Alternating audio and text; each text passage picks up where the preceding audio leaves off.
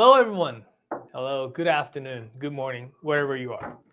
I don't think there's anyone in the morning hours. We get some. No, that would be evening. I was No, gonna say that'd we be get some evening. European viewers. Maybe there's somebody Yeah. watching in Japan. Good evening, and yeah, if anyone's like tuning in from Asia, that'll be like super early in the morning. But hey, good afternoon, Naoto here. Welcome to the Naoto's Nerdy Power Hour, the monthly, I guess. Yeah, monthly. The monthly live stream show about the little nerdiness about knife sharpening. Today, I think the topic is about the knife steel composition. Yeah, Right. we're deep diving on knife steel composition, so it's a chance for people to ask questions about knife steel, for you to kind of give a little lesson for folks. We certainly encourage, as always, viewer comments and questions during the show. That'll help us have more to talk about and kind of engage everybody in the discussion. Yeah. And here's Nathan, who will be monitoring all the comments that you leave on the comment section on YouTube. Are we doing a Facebook as well? Live? Yeah, we're on YouTube and Facebook. Both platforms. If you want to leave your comments there, we're here to answer any questions that you may have. Also, we have got lots of requests about the how to sharpen a very flexible knife. It's like boning knives, or the today I have got the this knife as a demonstration. This one here is the very okay, inexpensive, long carving knife for a big leg of ham, like the prosciutto and stuff like that. So it is quite flexible. So I'll show you how to sharpen, and also the some folks are asking how to sharpen the tip of this big carved ends as well. So let's talk about that as well today. But the knife steels. What should we start? There are so many lots to talk about knife steels, right? I primarily more again, Japanese knife steel. I know quite a few of the Japanese knife steels, and Japanese knife steels are not only the steels that's been used in the knife making world, as obviously as you may know. There are big steel makers, manufacturers in the United States, as well as the Sweden and the Germany and all other places. So my knowledge of steel is a little bit more leaning towards the Japanese company like Hitachi, Aichi, Kobelco, and some other steel maker manufacturer as well. So Well, I would love to learn a little bit, because I'm a lot of it kind of is a little over my head. I know steel's made out of carbon and iron at its most basic, but there's so many other elements that get introduced, and knowing, I guess, how those elements affect not only the stainless or non-stainless qualities of the steel, but as well the hardness and other more kind of factors that are harder to understand for people at an amateur level, like grindability and wearability. Right.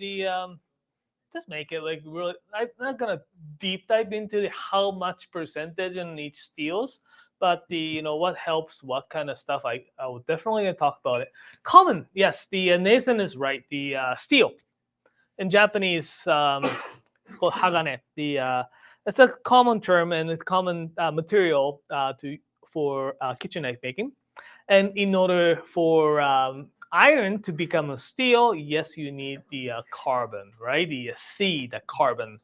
Carbon will make the steel hard.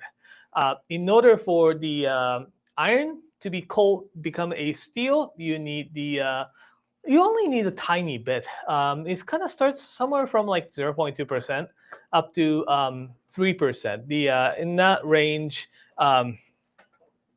it considered to be a steel. Anything more than the 5%, I think 3% or more, will consider to be a cast iron steel. It becomes really, really hard, and it kind of loses the ductility. Therefore, cast iron is commonly used for, as you know, cast iron pans. Cast iron pans are great because it's its thickness. It doesn't conduct heat really well, right? It radiates so heat really well, right? right? Radiates heat, and keeps the heat really well inside. Mm. So once it's heated up, it keeps that consistent heat. So Right. when you're searing the steak, you want to clunk it really high. Even if you put the meat on, the surface of the pan won't. It's not going to cool down. Like if you have Exactly. something big that's going to pull heat away from the pan, it's not going to. Exactly. Interesting. Cool. But Hey, I never realized how closely related cast iron and carbon steel are, because I use both kinds of pan at home, thinking that they were totally different. But because of my very limited steel knowledge, I didn't realize that. So it's and that's why it's really hard to make it very thin cast iron pans. I don't know if they need to, but some elements, I've seen some companies that making a very thin cast iron frying pans. Like usually cast iron pans are like 2.5 millimeters thickness. I've seen some actually makers making about 1.5 millimeter thickness frying pans out of cast iron. Again, I'm not quite sure if that chemical composition of the carbon content will affect on the heat conductivity, if it's or the heat retention. I would think it's just the thickness. Right. So if anyone knows about that, just let us know in the comments. Well, Rob Carson does know that 4.5 to 5.5 is where cast iron lives, and beyond 6.7 apparently isn't possible. Who knows? But I wonder if it just won't hang on to that much carbon. Right. They may not just because so in order for those carbon to work for kitchen knife steels, I have this knife here from one of the fine folks sent to us for sharpening, mailing sharpening. Masakagi Mizu 210 Gyuto here. This is made of the blue number 2 carbon steel. Let's talk about the carbon steel first. Sure. Our definition of carbon steel may not be as clear to some folks, so let's just define it here. Our carbon steel is basically steel, iron, and a little bit of other elements, but the potential of the carbon steel basically is they can rust. If the water left on the blade for a number of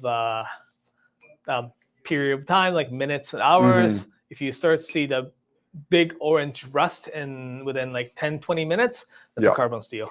Well, and if it's acidic, it'll rust way faster too. Our definition of stainless steel is it has certain percentage chromium in it so that it doesn't rust. Although, having said that, under certain conditions, the stainless steel that we actually have can rust. So just so you know, it's stainless, not stained never. Yeah, it's very less likely to get rusty, but there is a chance of those steel can develop the orange rust as well. Right. It's like if you have a waterproof jacket, but a car drives by through a puddle, you're still gonna get wet from that, right? Yeah. So that high carbon steel, what we carry range in the steel. It's basically consists of carbon percentage somewhere from like 0.6 to 1 point some percent. Some steel has higher that percentage. The steel will get hotter. That's as simple as that. Some of the steels, like a white carbon steel, one of the purer type of carbon steel. The basic component of that white carbon steel is the iron and the carbon. There's some other elements like the silica and some elements like a sulfur and stuff like that. It's really hard to phosphate. Those are like trace elements that are like impossible to get rid of. Right. But it's only a trace of, right? Anyways, so basically those two elements.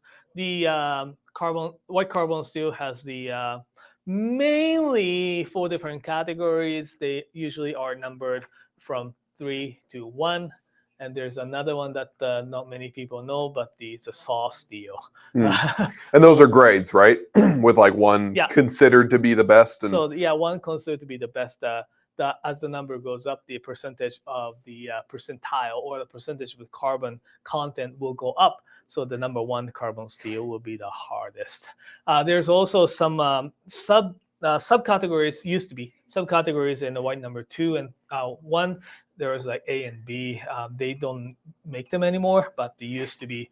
It's the and I think they still do special make them, but you have to buy in a certain quantity. Right. That's why there are only a few knife makers. They said, "Oh, I use the white number 1A for." Right. They're like subgrades, kind of. Yeah, subgrades, and they don't. Hitachi, the steel manufacturer, don't make them officially, so you actually have to ask them, and basically you have to buy a whole batch. Oh, interesting. Right? Like yeah, right. So they don't advertise it though. yeah, gotcha. so that's that's a little bit different. So white carbon steel, it's very pure. It's it's great. I love white carbon steel because as a person who does lots of sharpening, white carbon steel is a great. It's very responsive steel. So and the feedback you get from white carbon steel is really good. The grinds pretty good. In Japanese, we call it it grinds very honestly. I like that. When you push it, it just grinds. Like it's very easy. It's very agreeable steel. Yeah, exactly. It's really easy to and responsive back to you pretty easy. Cool. So any white carbon steel, I love. Depends on what you're doing with the as the lower the carbon content, it becomes a little bit easier to sharpen, as well as the edge becomes tougher. So for those people who wants to get the pretty decent say Deba knife, that's for a what you call it, the just fish butchery. Fish butchery, yeah. If you want to cut into a little bit of super hard stuff, you could definitely get the white number 3 carbon steel collection, like the ones we have, Sakai Takayuki Kasumi Togi series, like number 3. It's pretty easy, straightforward, cool, easy to learn sharpening as well, and affordable too. Yeah. Okay, cool. So that's white carbon steel, and how does blue carbon differ from that? So when you add the little bit of a chromium into a little bit as the 0. Like less than 1 per. Wait, like I have to check all the numbers. A little bit of a chromium, into the steel is basically a blue series of carbon steel.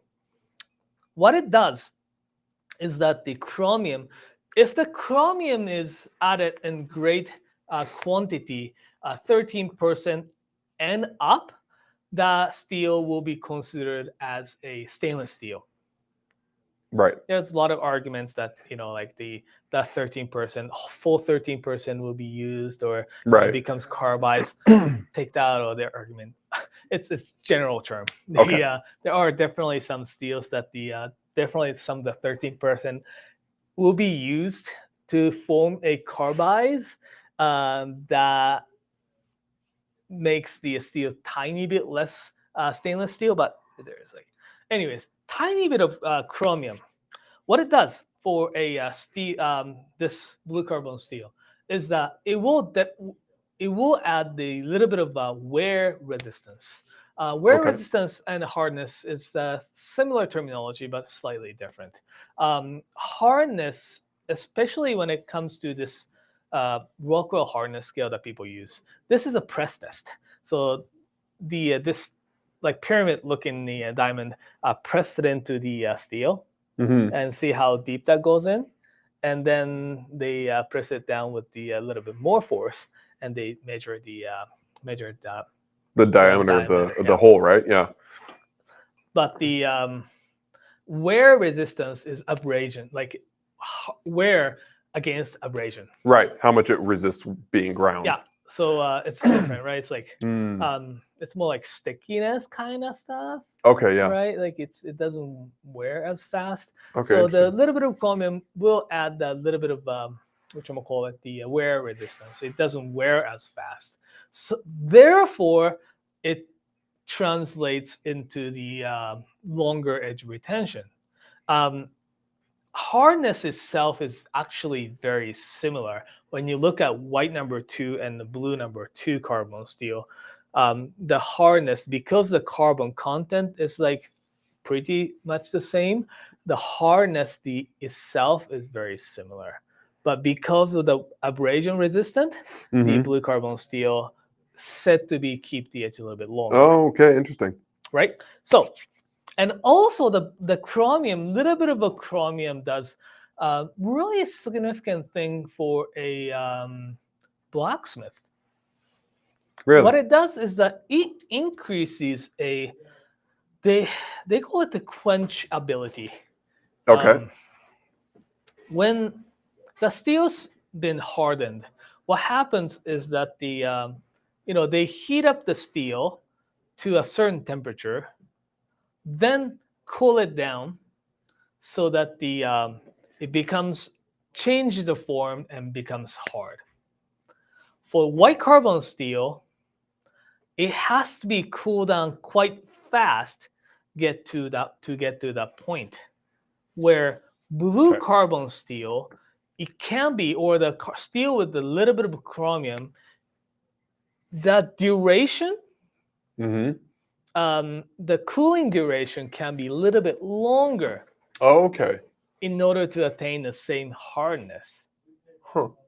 So it's just a little nicer to work with in that case? White carbon steel, it's very finicky. It's very a narrow window, right? So it has to be cooled down in the water, and it should be taken out at the very narrow window of the temperature range as well. Right. People a lot of think they can just like leave it in the water. No, they should be quenched in the water, and once this steel reaches a certain temperature, they have to take it out. Otherwise, it doesn't. I guess the steel doesn't quench properly. Where blue carbon steel, often people can still use a oil. Oil cools the product in 1/8 of speed of water. Right, it's a lot less conductive. Yeah, so it doesn't. So blue carbon steel, you still heat it up to the point like the white carbon steel, but you don't have to be rushed into that. Like you just put in oil. You can take your time, be a little more leisurely. A little bit more. Okay, cool. It's a bit easier to work with. Awesome. But on the other hand, if you cool your white carbon steel in the oil, it doesn't get as quite hard. That's why there's when it comes to like this blade called Konyaki's, oil quenching or white carbon steel oil quenching or water quenching does come. It matters quite a bit. Okay, cool. So should we maybe get into sharpening this flexible knife? And I know Ben and a couple other viewers had last month had asked us to sharpen a flexible blade. Yeah. And we can maybe answer some questions and then do a little more nerding out after that. Awesome. Awesome. We can do that. So what knife are we sharpening today? So this knife that they came with, I think the whole leg of not Iberico, the Serrano or the prosciutto. This is the knife that came with. Traditionally, when you slice down very thin slices of prosciutto, you use the knife that's flexible. Yeah. Right. You put it down and shave them. So this is really good, and also this does have the nice curve at the end, so we can show you for people who are asking how to sharpen or how to set the angle for the curved up blades like this as well, right? Yeah. So let's do that. Right on. Well, while you get set up, Corey Phillips tuned in today and said, doing a little bit of thinning on a Takamura Chromax. Good to see you guys. How's that steel been to work with in your experience? Oh, Chromax steel is great. It is Chromax is very weird name. In the real steel, not a world, if you buy a steel from the steel company, the Chromax is actually like a VS1 or SKD12. It's a semi-stainless steel. It's fantastic. It's got quite a bit of nice carbide, so it has a really nice bitiness as well as the good edge retention. I love the Chromax VS1 SKD12 as it is relatively easy to sharpen as well. And Takamura Chromax is just fantastic. Give me 1 second. Cool. Sounds good. I will. Did I forget to grab you water? Yeah. Well, while Naoto's grabbing his props that we forgot, I just want to remind everybody we have a new video out on the YouTube channel. It came out yesterday. If you like this kind of sharpening nerd stuff, then Naoto basically does a full rundown of all of the sharpening stone grits that we sell at Knifewear.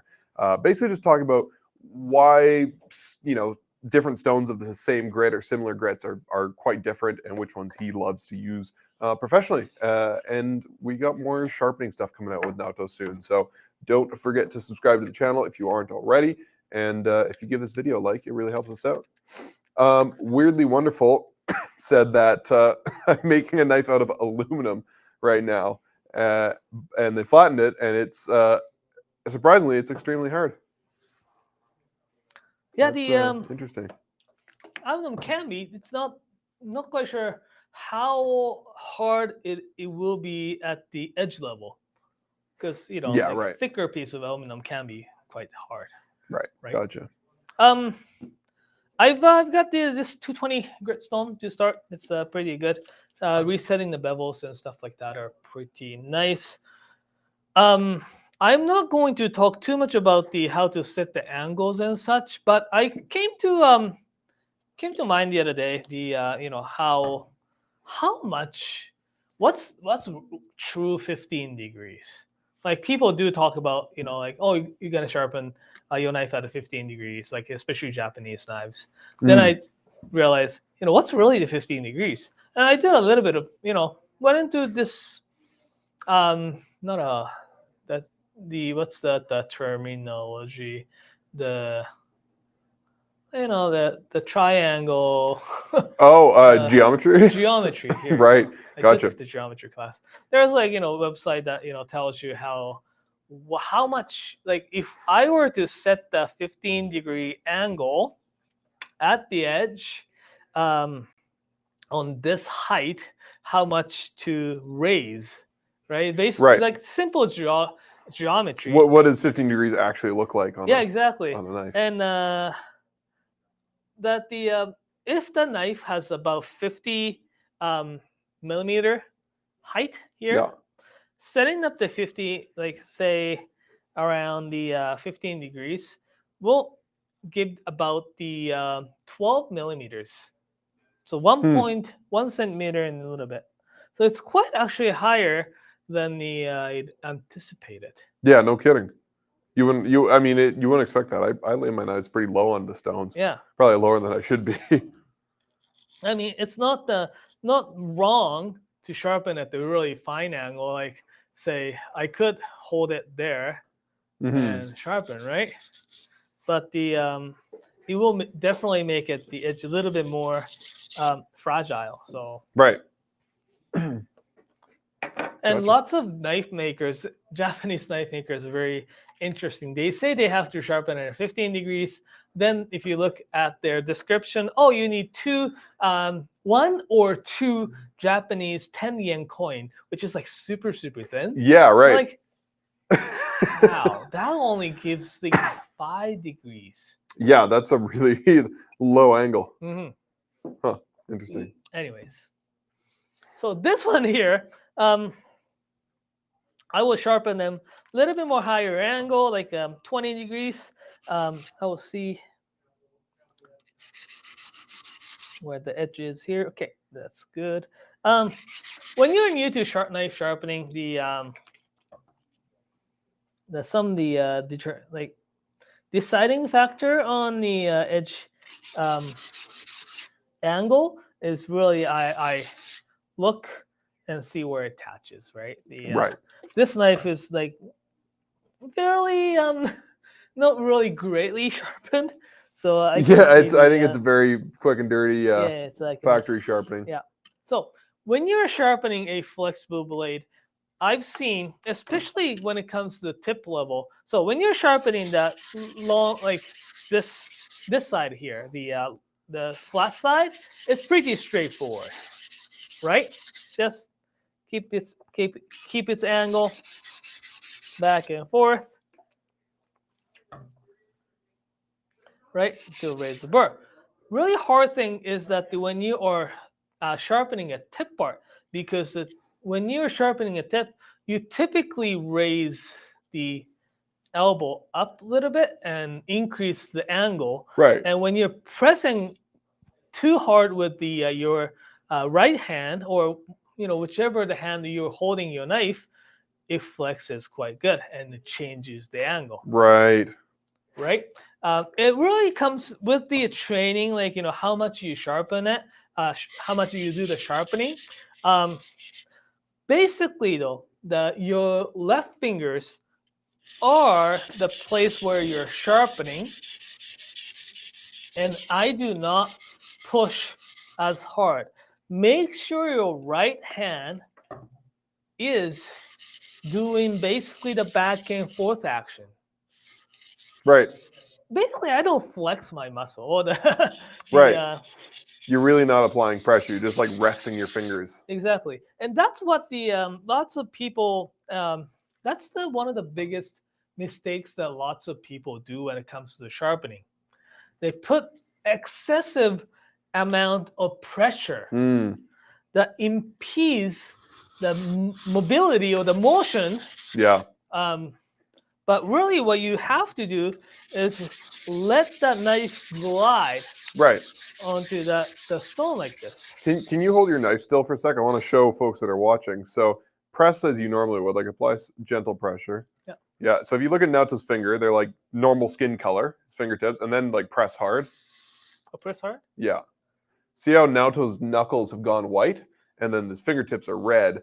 That's too much pressure. If your fingers like change color from normal skin color, that means you're pressing too hard. I just did like this. Yeah, exactly. And yeah, and your fingers just look normal.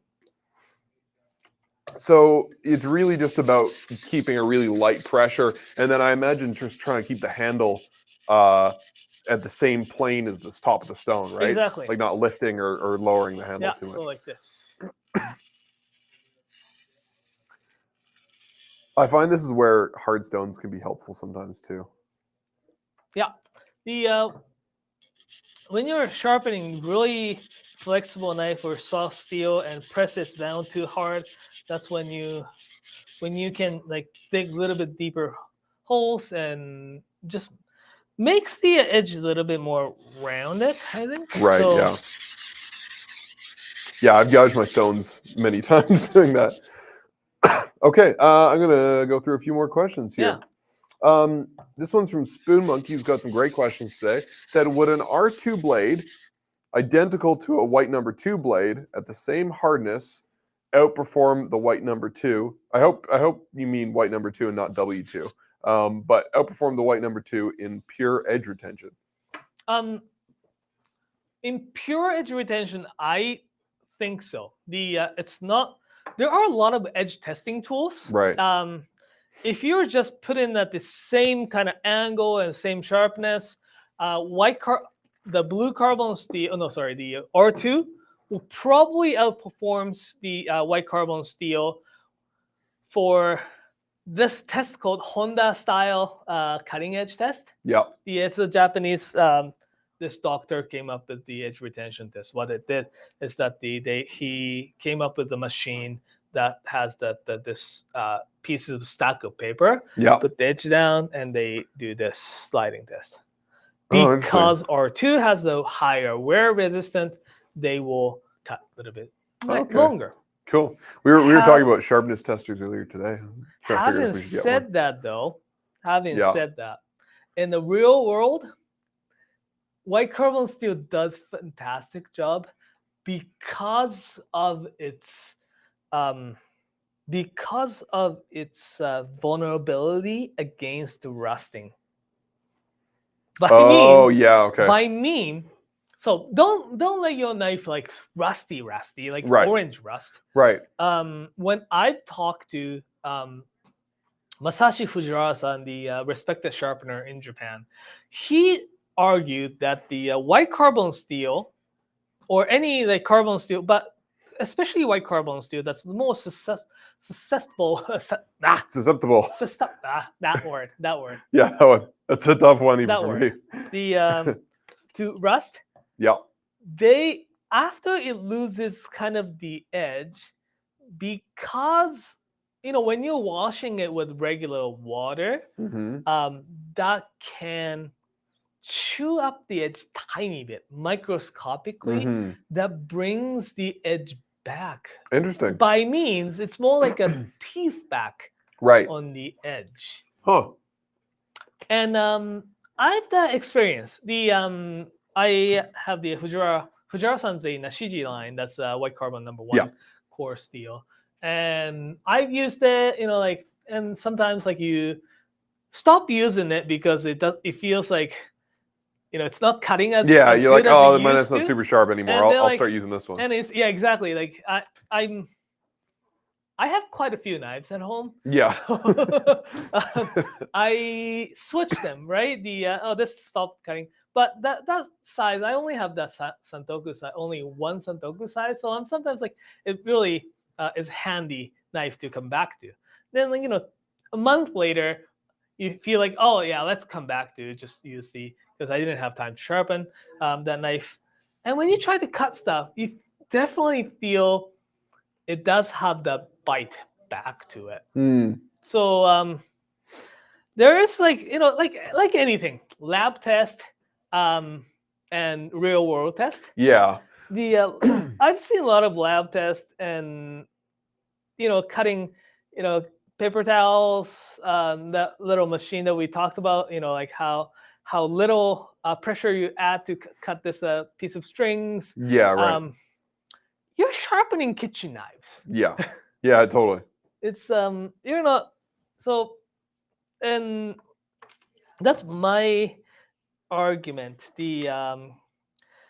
My definition of sharp is when you're cutting a certain food, like say carrots, potatoes, Hmm. least pressure, and this is something that you can't. I wish I could quantify. Yeah. By like we should probably build a machine that measures how much pressure is actually adding Right. to it, and But like cutting a resistance. potato or something. Yeah, Yeah, but also the potatoes, they are not created not all Well, potatoes I are created think equal. that's the challenge right? with empirically testing So knives it's- designed for food. Yeah. So you know? what I do is the cut into food that I am intended to. I guess like I sharpen for intended purposes. Yeah. And if I can cut in like as little force as possible, Yeah. that's my definition of sharp. Right. But it's different for a nikiri versus maybe a sujihiki or something. Oh yeah, and cutting into something like something different too. Like if I make the edge too fine and Mhm. try to cut the chicken thigh from a skin side up, or those things, right? Yeah. So it's always a balancing act. We had some really interesting questions and comments on the video that came out yesterday about the sharpening grits. Just talking about, like, somebody was asking about, I sharpen my knife to 20,000 grit, but it doesn't feel very good when I cut with it. And the reality is, like, often in a lot of cases, you don't want an edge that smooth. You want some tooth, or you want whatever. Well, there's a great discussion going on today. Thanks everybody for commenting. And keep it up. Keep the questions up. We'll get to them eventually. I just keep sharpening this one here. Yeah. Basically, that's though. Like, if you have any questions about how to sharpen a flexible knives and the tip or the rounded carved tip of the knife,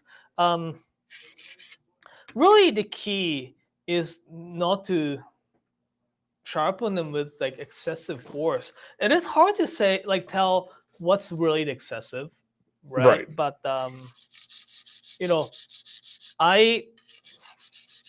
it really does this. My right fingers, they're doing this, and just add the pressure with my finger here, right? Right.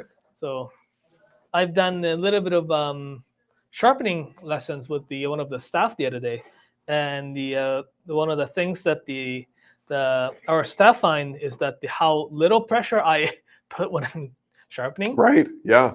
And yeah. Okay. And that's also the questions that we get asked quite a bit. Like, how much pressure do you put? Enough. Yeah, just enough, but not too much. Exactly. Yeah. Well, the other question we get a lot is, do you apply pressure one way? Like I get this one on TikTok a lot because I post a lot of sharpening stuff on our TikTok. Right. And people ask, "Oh, do you apply pressure going forwards or backwards?" And I'm like, both. Like, then it works twice as fast. I mean, I know some people have particular ways of sharpening their knives, but we're pretty straightforward when it comes to the pressure. It's just gentle, both directions. M. Arnoldi was asking, I've always wanted a Yuto in white number 2, or sorry, white number 1 carbon, but own a blue number 2. My blue holds an edge for a long time. Would white stay sharp as long? So white number 1 carbon steel will take much finer edge because again it's harder steel. And when you are sharpening it, it's again much more responsive. It's they listen to what you do. Right. They're very honest. Right. They're very nice steel to work with. For the edge retention, it's really hard to again tell because again, remember the things that I've talked about. The white carbon steel will the edge can come back easier than the blue carbon steel because blue carbon steel oxidizes little slower compared to white. Right. So that too has a little bit of effect. Okay, cool. But I do have white carbon. I do like when I think about it, I do have quite a few steels at home. I have blue number 2, white number 1, white number 2, SOD. But definitely white is, I've felt that has more effect on the edge revival, I guess. Right. It's a little longer lived, even if it's not quite as hard. Than blue. So yeah. It's like blue has the longer edge retention until it stops cutting. White has a little bit shorter, but it could come back and like it's not a slowly declining graph. It kind of like spikes up. Yeah, okay, that makes sense. Okay, cool. It's my opinion, but that's and also when it's like made, it's how it's constructed and everything. Yeah. Probably the best way to compare the actual difference is like the knives made by exact same maker, and which is really hard. Right. Yeah. Yeah. Not a ton of makers use and both. Each one's made slightly different thickness and sharpness and stuff like that. So yeah, totally. It sounds like you do need a white carbon knife, in my opinion. I do love white carbon. Yeah, white carbon number 1's your number 1 steel, right? Because you did a ranking last year, and you ranked your top 10. Yeah. Richard Inman has a question. Says, "Hi, newbie question: Are stainless steels harder to sharpen? I've heard that they are. Are there things to watch out for when learning to sharpen SLD or Ginsand blades?" So let's talk about stainless steel then. Yeah, we talked about carbon steel a whole bunch. So stainless steel. So the carbon steel is that, and there's another super blue carbon steel adds the tungsten and the W. It's not tungsten and a little bit more vanadium and stuff like that to make it extra wear resistant. So that wear resistance C comes into play for a stainless steel. So stainless steel, generally speaking, has the steel with the 13% or more chromium in it. So the chromium, what they do is they basically they rust much faster than the steel. So what happens is that the chromium will, as soon as the chromium touches the oxygen in the air, they form this oxidized layer. It's like a rust, right? Oh, interesting. But steel, iron and the oxygen forms this rust, right? Yeah. And when it's rapidly gets together, that becomes a orange rust. When it slowly develops, it's a black rust or the patina. But the chromium reacts to those oxygen much faster than those steel does. Huh. Right? Fast. So they create very thin coating on the chromium oxide film on top of it. Very thin microfilm, but that film will prevent the other things to get it into the surface of the steel. I never knew that. That's really cool. Oxides, yeah. So it's not that the steel isn't oxidizing; it's that one element of the steel is kind of like stealing all the oxygen. Yeah, basically. Reacting to it before anything else can. Yeah. So what can happen for the stainless steel to rust is that when those oxides, when the oxygen supply is cut off. Right. Right. So it like suffocates the other steel. Exactly. Huh. So when you have some like food stuck on the blade for a long period of time, that causes the rust. So continual exposure to something corrosive basically would, like if you left it in salt water for a while. Okay. So that's a very like a little bit of a how it kind of works. So would you say that stainless steel is harder to sharpen then? So stainless steel often has again chromium. Chromium adding chromium will make the steel more abrasion resistant. It won't wear as fast. So I can't speak of all stainless steels are harder to sharpen. Some definitely are. Like VG10, right? VG10, I found it's hard. If you're just sharpening the edge at 15 degrees, you won't feel them as much. Right. But the when it comes to the knives like solid VG10 Yanagiba, which for some reason was released by Kai or the Shun back like a long time ago. Right. It was solid one piece, single beveled knife. Right. So when you're sharpening it, you have to grind whole bevel. That is a pain. Yeah. Because of such high abrasion resistance, it doesn't feel like it's grinding it. So some steels are definitely harder to sharpen.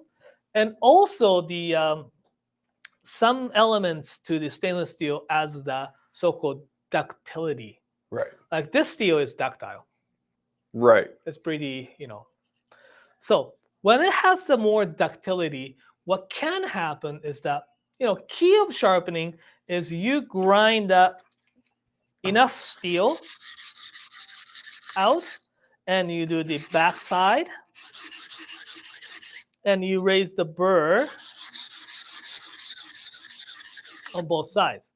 Right. And when you take this burr off, that's sharp, right? Right. You're creating that some people call it the apex. Right. Like this, right? But sometimes this ductile steel can become a little bit more obstacle of taking this burr off completely because the very thin edge, they don't want to be flake off. They just want to be like stuck and comes back and forth like this. Interesting. So you end up fighting with it more when you're deburring. Yeah. Interesting. So that's also another thing that can happen for the stainless steel. But again, as I said, I can't really talk to all stainless steel. That does not apply to all stainless steel. There's a lot of different kinds. Exactly. Something like I have today. So something like a little bit softer stainless steel, like AUS8. They are relatively easy to sharpen. I found they ground quite honestly, responsibly, and it takes pretty good edge pretty fast. Where when it comes to VG10, I found it's a little bit harder. Like higher abrasion steels, like half 40, not a stainless steel, but those steels are so much harder to sharpen. It feels like it's not biting into that steel. Okay, either, gotcha. So. Okay, cool. And then I guess that finally, just any tips or things to watch out for if you're sharpening SLD or Ginsan, or are they okay to sharpen? I found Ginsan, despite for a stainless steel, Yep. Ginsan is pretty easy, pretty like easier to sharpen compared to some other stainless steel. I've but again, like if you're just sharpening the micro edge at the end, you may not find it as hard because you're not grinding as much steel off. Right. When it comes to say like sharpening a whole bevel with that particular hard steel, that makes it a little bit harder for sure. But even if you're just sharpening the last bevel, some harder steels or abrasion resistant steels are much harder to sharpen. I used the example earlier. HAP 40 HAP 40 steel is hard. It doesn't really bite into it. It matrix that this whole thing is hard so that these abrasions doesn't like cut in. Like there's no weak points in it, sort of. It's like it Interesting. seems like it's just like sliding. Oh, okay, cool. Awesome. All right. Well, Spoon Monkey had a question referencing the documentary we made, Springhammer, many years ago. Because Hinora-san, I don't remember anything. Well, I'll refresh your memory. If you guys haven't seen, if any of you haven't seen that, it's Springhammer 1 and 2 are on our YouTube channel. They're definitely worth a watch. They're pretty cool. But Spoon Monkey says, do you know if Hinora thinks he's now higher than a 6 out of 10 in his skill with steel? Because back then he said, he wants to get better and better. And at that point, this was probably 7 years ago that he said you know what though? I think as he works more, his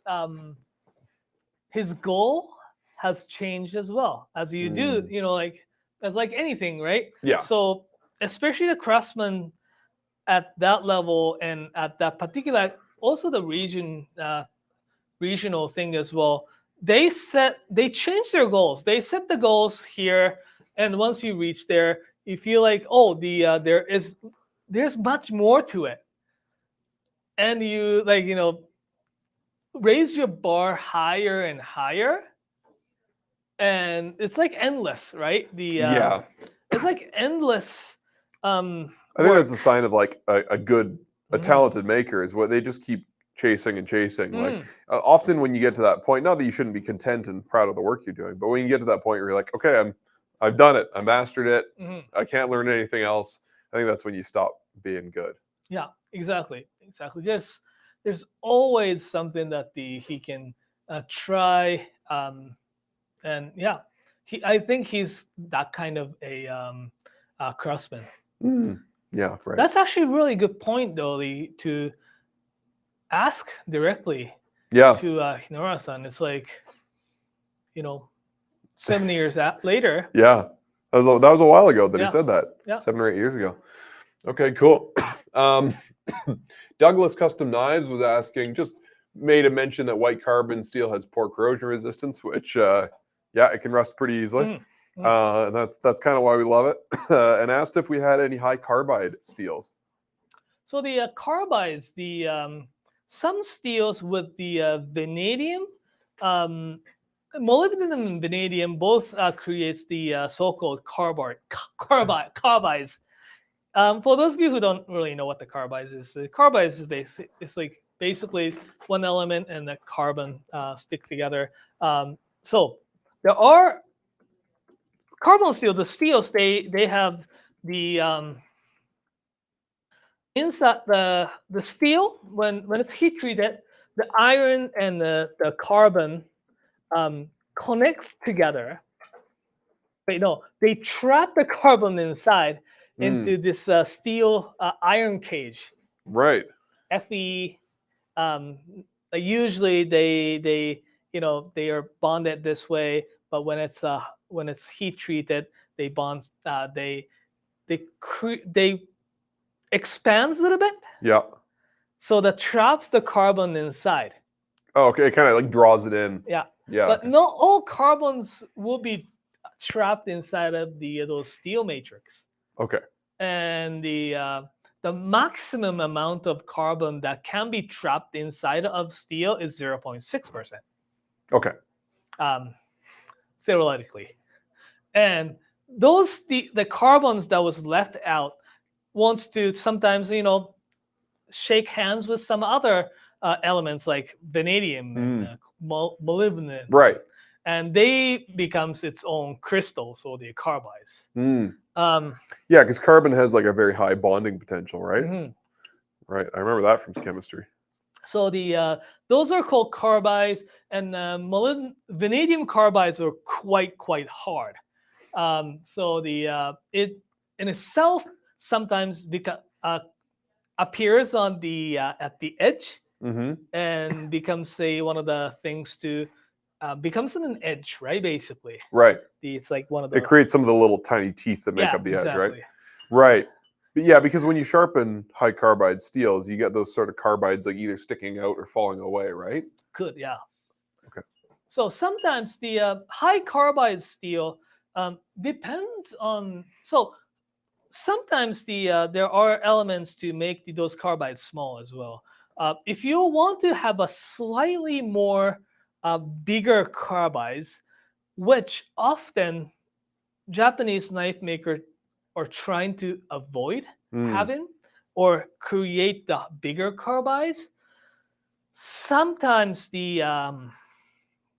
I refer to Masashi-san quite a bit. Masashi Yamamoto-san, the blacksmith behind the Kuroshu, Shiroshu, and 2 new lines that's coming.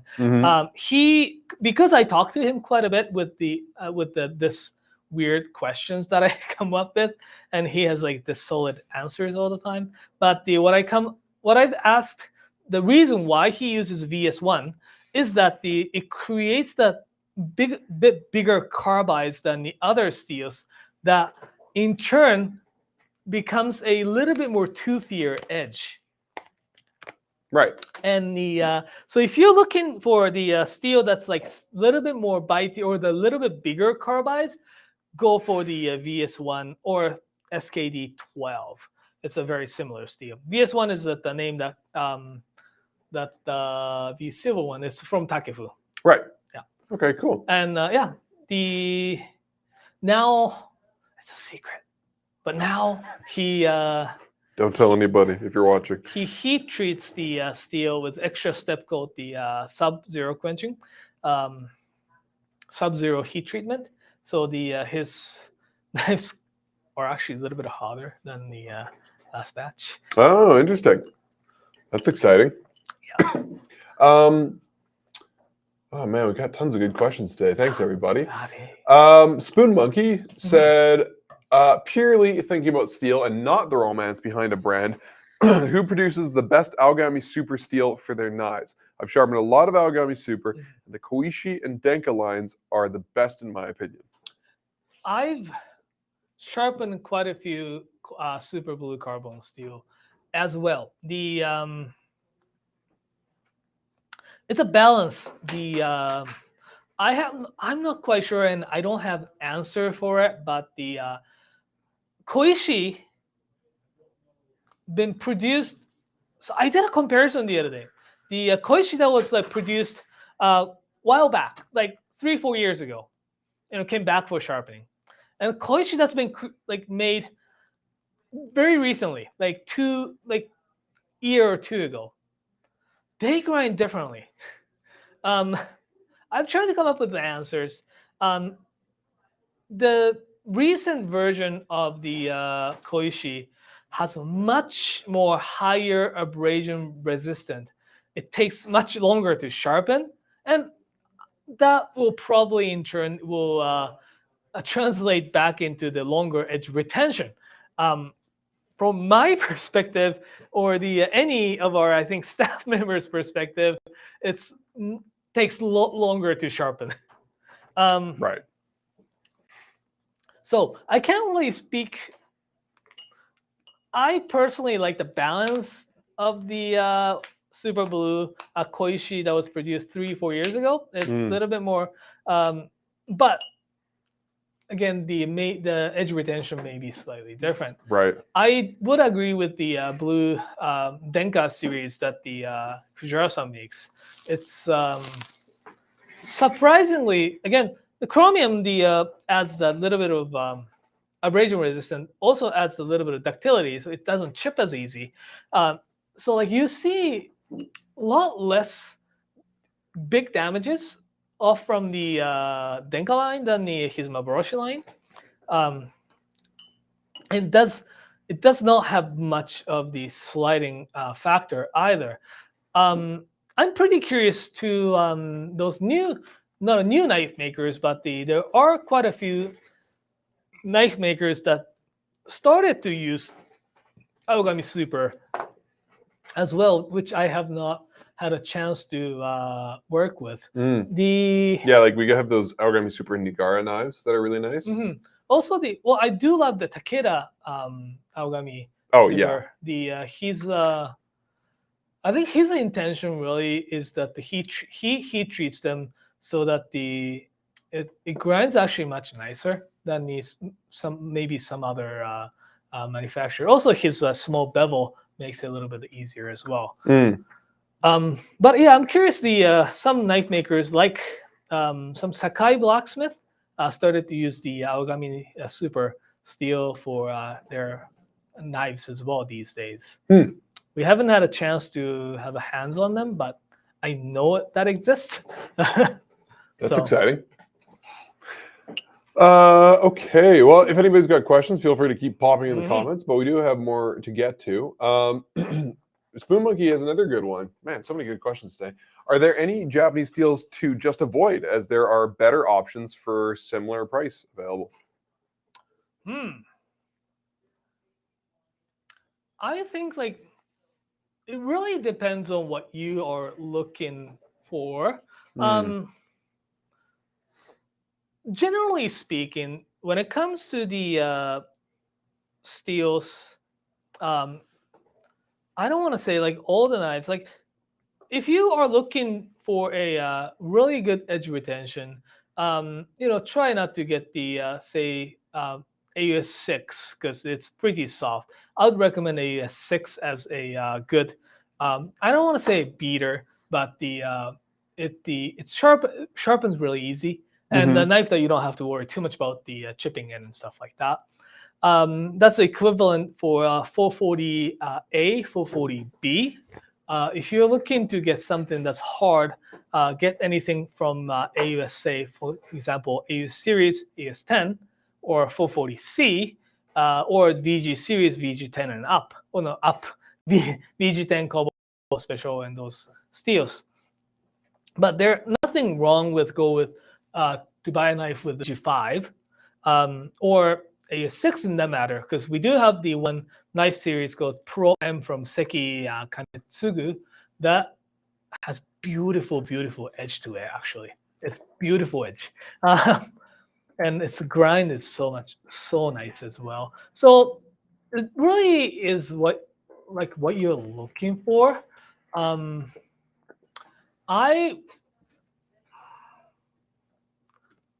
There are knives like made with the so-called Zenko. They don't specify the name, and often that's the SK5. It's the carbon steel that's really easy to sharpen, that type of steel. But often they are pretty inexpensive.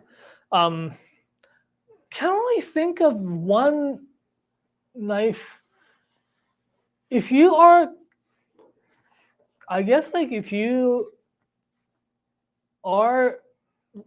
like to say learn sharpening, half 40 is not really a good steel for you.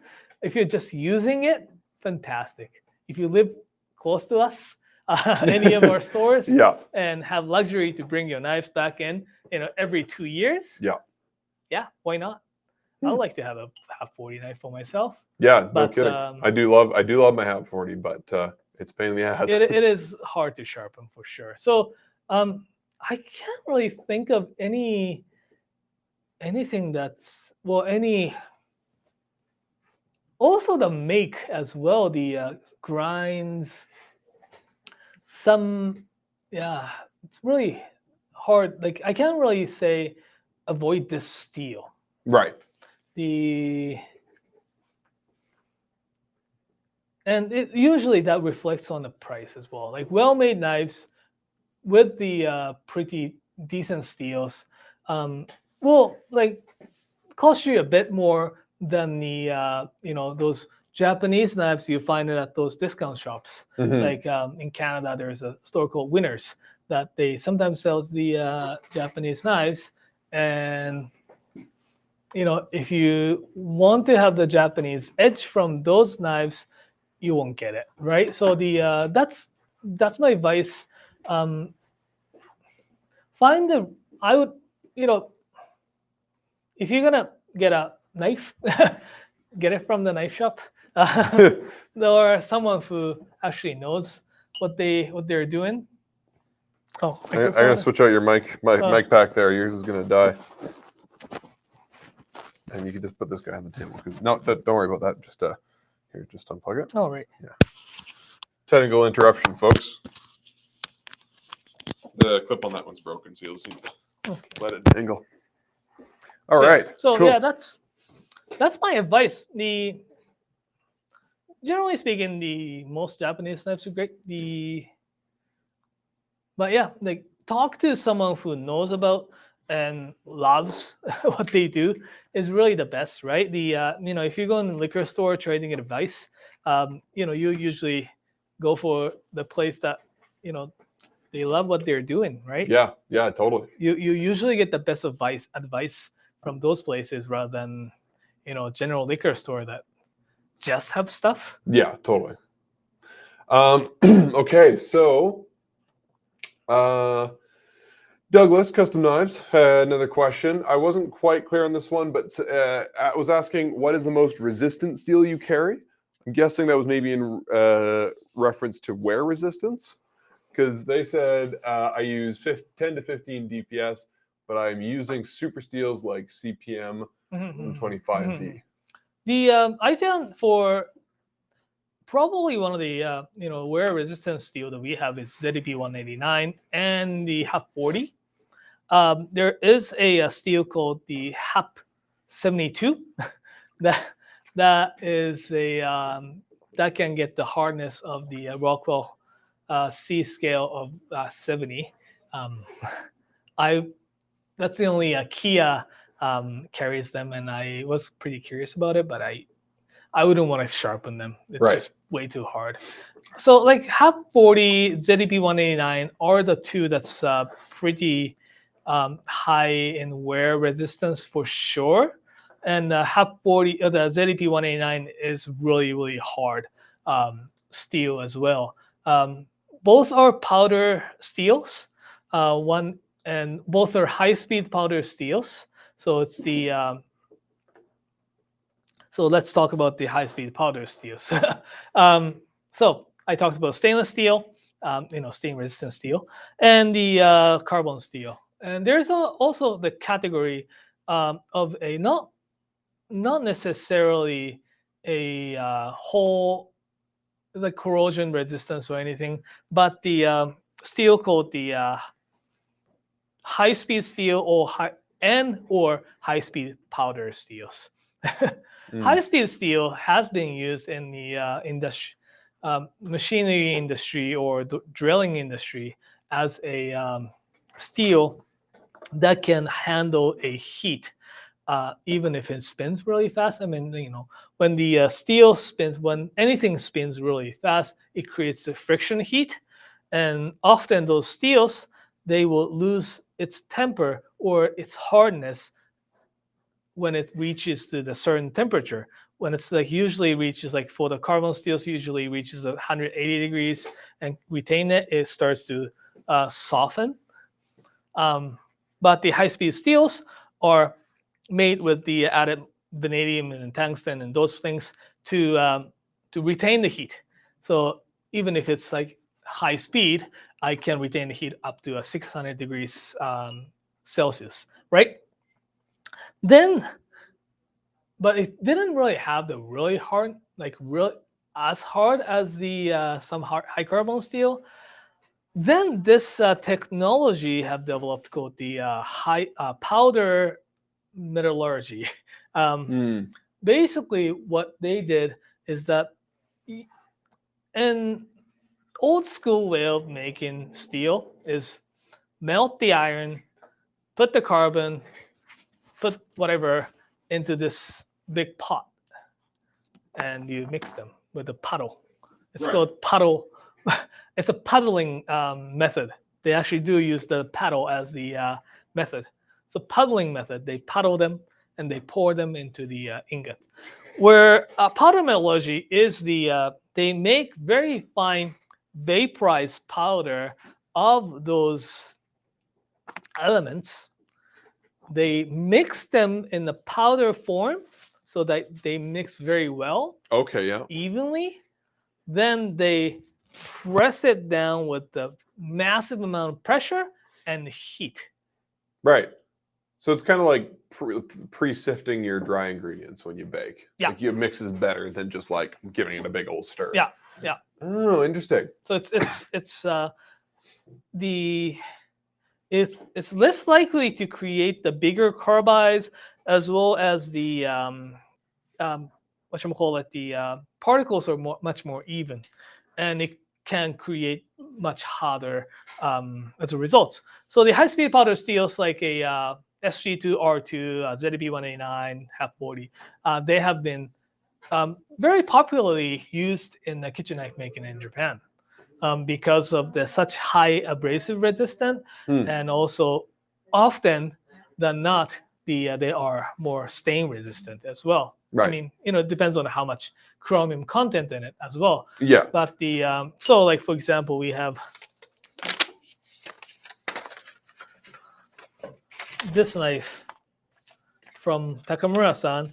Takamura-san, the family here is one of the first knife makers start using the high-speed powder stainless steel, or even just the stainless steel in that particular region of Japan. This is the R2 high-speed powder stainless steel one. It's got a little tip missing. I'm gonna fix them. Oh, so Ryan said, I think we lost you. Can't hear me? Yeah, I don't know. I see audio levels. Oh. But that might have been when we switch mics. No other comments. So hopefully we're okay. Let us know in the comments if you can hear us. Anyways, if you want to carry, yeah, we're good. Okay. Okay, good. Thanks, blank blank. So the like high-speed powder stainless steel, like this one here, it's got really it's really nice fine edge, keeps the edge really nice, and it's stain resistant. So cool. It's been pretty popular. Best of both worlds among the knife makers these days. Cool. So Grant had left a comment on yesterday's video, and I did my best to answer it, which was not very good. But luckily, he's watching today and brought the questions with him. So Grant Hendrick was wondering, yesterday's great video was very helpful. I would appreciate Naoto's thoughts on deburring and honing materials, and I'll just reference back to his comment from yesterday as well.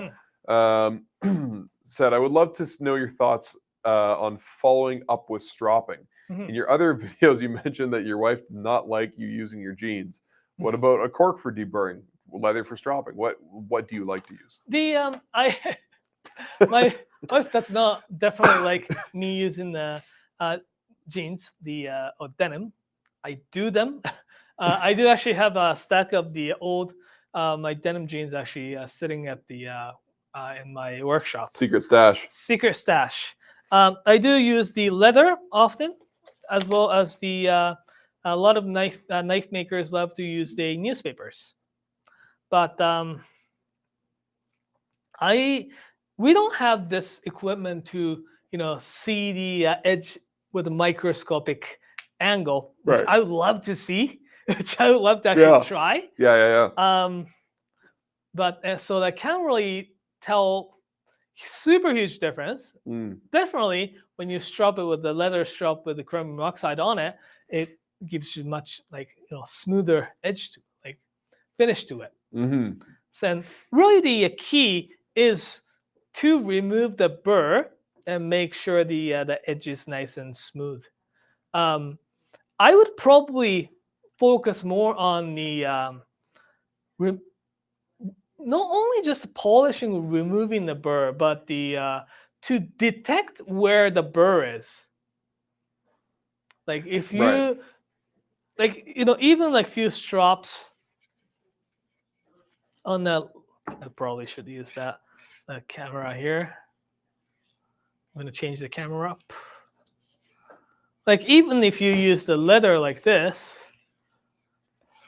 and sometimes it's pretty obvious, it drags, right? Like even you do this, it drags on the on the leather, Right. and that obviously means there's a little bit of burr, and you can definitely remove that with the very gentle touch. Use the jeans. But the really key is to test and know where the burr is. And I've done a few times, and this is the technique that I learned from Masashi-san. But he does use the both hands, put the thumb on top of the blade, and just slides on the sideways. Slides sideways, and the one side if the one side has more bite than others, that Yep. means there is a little bit of burr. What I Okay. can feel on this one here, especially this section here, this bites into my thumb more. So there is like this burr here than this side. So I will work a little bit more. If necessary, just put that on the fine stone like this. Yep. Do you ever use a microfiber cloth? I found that is very good at like catching any rough bits of burr. Yeah, it detects, right? Yeah. Absolutely. But I like this method because I know exactly where in Yeah. these.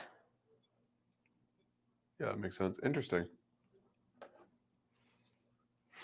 And Grant was also very helpful and reminded everybody to like the video. And while you're at it, subscribe to the channel if you haven't already. We have new videos every week and 3 live streams a month. Well, Josh loves the Josh loves the sriracha bottle for your water. And Douglas said spicy water on the stone. Interesting. Luckily, we did give it a very good rinse, so Naoto stones are spice free. Super handy. Yeah. You can just add tiny bit. I know some people use that just a spray water bottle. Yeah. It works for some. It doesn't work for some stones like the this. Like the really thirsty stones. Yeah, exactly. Yeah. It just needs to keep adding to it. So I like the control of a drizzle, as opposed to using Yeah, I mean this is good. Like Yeah. it's a little bit of drizzle, or you can just do quite a bit. You can also get like ketchup and mustard bottles from the dollar store. Yeah. They look kind of weird because you can't see inside them, but they work pretty well. Yep. Grant had another question. Said, is all Chromax SK12 and or VS1, are those two the same? Yes, they are all the same. The Chromax steel. Chromax is not really the steel name. It is commonly used, and not really commonly, but it is used in steels. But in fact, it is SKD12. The 4% to 4.5% of the chromium makes it semi-stainless steel. SKD12. Yes, SKD12 is the generic Japanese generic terminology for a steel. Basically, what's SKD stands for is S steel, K is kogu, it means tool, and D as a die-cast. So it's a die-cast steel. Oh, okay. Yeah, so it's more of like a technical designation. It's like it's like technical designation.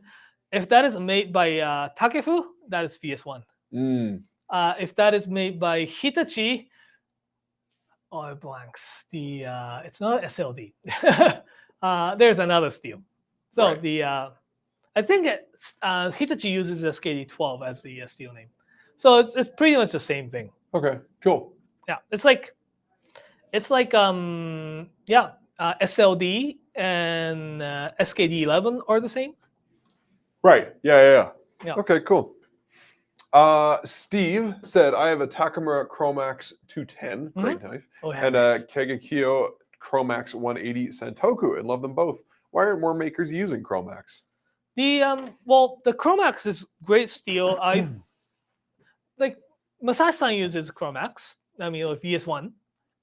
I think it's just the Chromax, VS1, SKD. I think it's just the type of there's so many available, so many different type of steel available. Yeah. And I actually didn't know the Kagekyo makes the one with the SK or the SKD VS1 or Chromax, because it is not common steel to be used in the Sakai. It is also the regional thing as well. Some regions, they like to use this particular steel more than others. Like if you look at the Sakai blacksmith, they are so for the Hitachi steel. Hitachi steel with the this carbon steel grade, or the Ginsan. That's basically all they have been doing. And they even some blacksmith, they look down on the it's VG10. It's not Hitachi. Oh, interesting. Yeah. So there are some knife makers like that as well. And some like knife makers like Tanaka-san, he's like all full carbon steel. Right. Stainless steel, it doesn't take the edge. It's not true, but from his long experience, he just loves the carbon steel, right? Huh, interesting. And there are knife makers like Satoshi Nakagawa-san, who loves, I guess, trying the different stuff. I've just seen the knife came out with using the SG2 stainless steel, or he uses the VG10 Ginsan, and he actually tries a lot of different new steels. And as a young blacksmith, I really love seeing him tempting those different steels.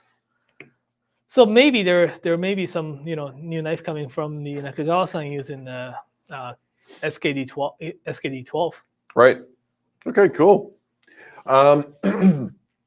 Philip Ortman is asking, what are your thoughts on Vitoku 2?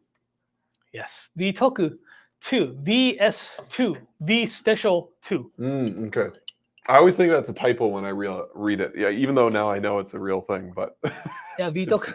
My brain is confused. I don't know if I've had the Vitoku 2 knife in our store, so I can't really think of it. I know of it.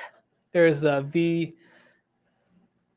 I think it's one of the carbon steels. They have the Shiro series, Vitoku 2. Let me see. Because 1 second. Are you going to get something? Just gonna cheat. You're gonna use the Google. Just gonna cheat really quick. Okay, sounds good. Because what I think is that the Vitoku 2 may be the steel that's used for a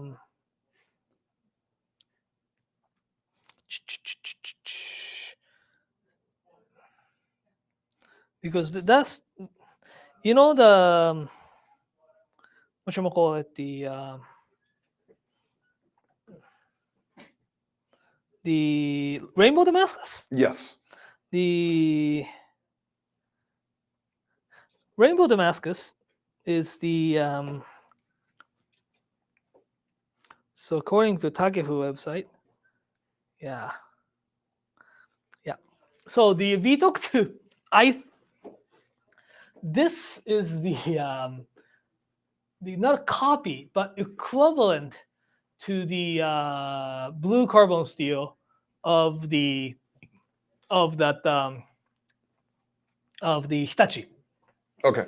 And this steel is actually the steel that's used for the core of the I don't know if it's secret or not, but I can probably say the Rainbow Damascus series by Saji. Yeah. And some Hinora. There are 2 Rainbow Damascus series available right now. One with the VG10 core, and one is called blue 2 core. Mm-hmm. But because rainbow Damascus steel is made, like the rainbow Damascus itself is made in a takefu, the core steel is actually V-Toku2. Okay, cool. So very similar to blue carbon steel. Yeah. It oxidizes very similar to the blue carbon steel. Okay, cool. So yes, Oh, interesting. I remember, like, yeah, I remember that. Well, speaking of Takefu, Biden wants to ask Takefu Shirogami 2 versus Hitachi Shirogami 2. Any thoughts? The Hitachi is much pure. The whatchamacallit, that Shirogami or Shiro, they don't call it Kami. It's Right. Shiro. They typed Shiro, but I assumed it was Shirogami. No, it's they don't use that the Kami. They can't use Shirogami. Ah, gotcha. Yeah. The Takefu Shiro has a little bit more impurities. I don't say impurities. It's got a tungsten and stuff like that. That will make the matrix a little bit more tougher and will have the more wear resistant. White carbon like Shirogami, Shirogami series in Hitachi is a little bit more pure, so it does have much more much more like it rusts a little bit faster. Okay. And also it's quite a bit different steel. For that matter.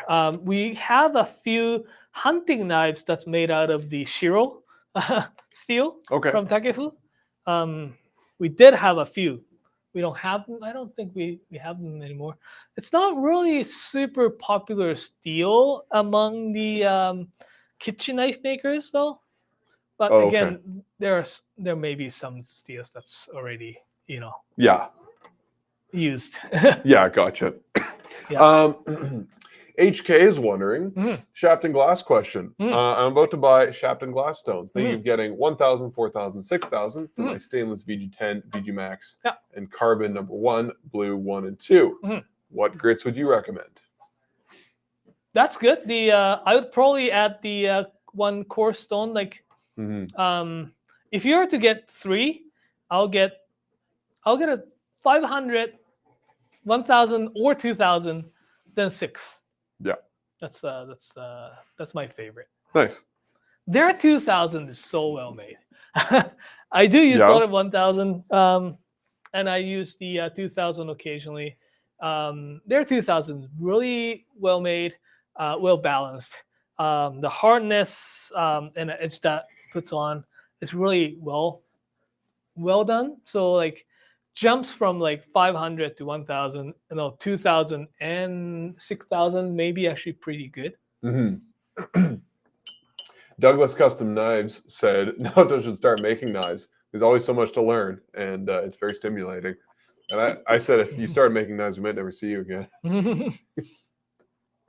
I mean, you've done some knife making when you've been in Japan, right? It's so much different, though. I would love to spend, like, I did good chunk of time with Masashi-san for a day sharpening, but that did not include any of the forging. Yeah, that's part of the process. I did a little bit with the Moritaka-san, a little bit, but again, it's nothing really. I'd love to actually go visit if we could soon. Restrictions are lifting right now in Japan, so hopefully soon we can go back. But there's a blacksmith in the Sakai, Inami-san, who offers the knife forging the experiences. Yeah. And apparently that includes lots of hands-on. Oh, cool. Than you'd ever think. Nice. So I'm actually gonna try contacting him. Yeah, that's really cool. I want to do a bit of knife making as well. I actually have a small kiln in my garage now, so that's might try messing around. That's it's doing it the hard way. That's a step number 1. Yeah, right. Lots of people just thanks for all your knowledge and stuff. So thank you everybody that's been tuning in today. Ryan Cabal from says hi from Mia, Japan. Yeah, I know. I would love to. Yes, we'll do. One of these days. Yeah, one of these days. Hopefully soon. And Ryan also asks, are you into pocket knives at all? And if so, which ones do you keep for an everyday carry? I have my Mikasta as the everyday kind of carry. I do have them in the home. We do have quite a bit of selection on pocket knives at our sister store called Kent of Inglewood. Yeah. If you ever want to check them out, just kentofinglewood.com. We do have quite a few selections. I have been I've been intrigued by those Spyderco. Yeah. It has been a little bit difficult to bring a pocket knives here in Canada because of the border services don't really want those knives to be in the country, especially ones that can be opened by one hand. Yeah. So we had a little struggle getting real Japanese made pocket knives. So that's my go-to. Again, Spydercos are pretty good. I have yeah, they're real nerds about materials and yeah, they do really cool stuff. And most of the blades are made in Seki, Japan too. So a lot of them, yeah. They have kind of 3 levels, I think, or some made in the US, some made in Japan, and some made in China. Yeah, but we got some of the Japanese ones that are really, really quite beautiful. They are pretty, easy carry. Oh, and James, is that the James brand? Yeah, James brand. We've started to carry those, and they're really, really well made pocket knives. They're nice. They're really nice. I have the Carter, I think. Not James Carter, not Jimmy Carter. Sorry, I'm just Googling here. No, sorry, I have the James Chapter knife. Chapter. And I really, really like that one. I know I've talked about that before on here, but it's made with some really, really beautiful steel. Yeah. Mine, I believe, is made with S35 VN. Also, the pocket knife steel can be a rabbit hole as well. Once you get in, yeah. Once you're in, you don't know how deep you've gone in, and yeah, it never ends. Yeah. So I luckily I do love I have great passion about cooking and eating. So I'm kind of lucky enough to get basically stuck with the kitchen knives mostly, rather than the but still blades, right? So yeah. Blank had a question. I hope this is the right question that you were referring to. But said, sorry, here we are. I have a question for Naoto. Do you know any makers that use HAP 72? No, not really. The one. So the HAP 72 knife exists in Japan, right? Sold under Kia. It is machine forged blade, and so it is made somewhere in Seki. That's all I know. Right. It is not hand forged blade, and I don't think those powder, especially that hardness of the powder steels, they don't do much by hand forging them. Okay. If you want really exotic steel like RWL something yeah, from Japan, the blade itself is forged and quenched and heat treated, but there is there's a knife maker. He's almost like a custom knife maker in a kind of sense. Yeah. He's like a polisher.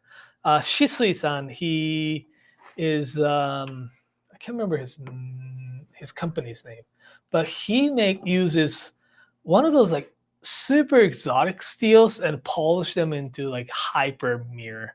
For those the knife steel really famous Damas steel. Yeah. Damas steel. He uses those Damas steel knife and makes it into mirror polish yanagi. Oh, crazy! It's crazy. Yeah, that's bananas. Yeah. those are crazy mirror. Yeah. And yet you can see the those like damas finish. It's like really crazy. Cool. But he uses very interesting steels that the and also he's not a blacksmith, right? So he doesn't really have to forge them. So Yeah. he buys the blank and sharpens and polish them. Right. His polishing job is crazy though. I've seen them like some Instagram posts, and that's definitely something that I would like to go see in person. Yeah, no kidding. Yeah, that'd be really cool. Kuhn is asking, who makes the best VG10 knives? I've heard how the quality can differ from maker to maker. The VG10, the heat treatment is very similarly done in many different parts. But say, for example, the Takefu Knife Village, the heat treatment for the VG10 is pretty much the same, right? So the hardness and forging can be will be similar.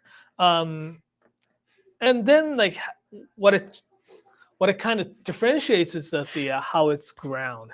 Hand forged ones definitely has a little bit more tighter grains, so that it's a little bit better than the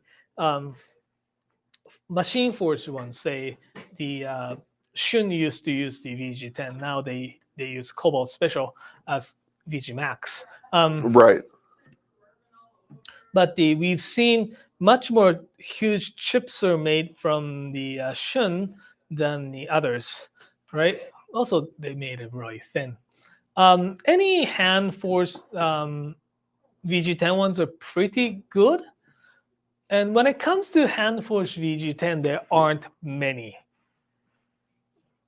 Come think of it, right? Oh, I didn't realize that. Yeah, right, because we have I think one. We used to have two from Masakage. Yeah, Kumo, Kiri, or three, I guess. Kumo is really thin.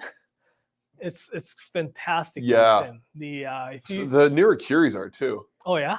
Yeah, at least the taper, the way they're grounded, right, insanely thin at the edge. So these are really really good. But yeah, when you actually think about it, the Takamura-san makes a really nice VG10 series. Yeah.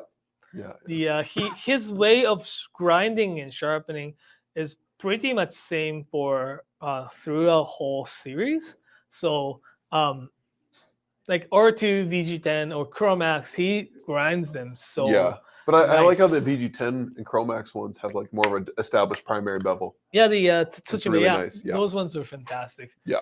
Yeah, I think that one's really good. I VG10. I can't really think of any other ones except the old machine forged. Right. Yeah, Takamura-san. Yeah.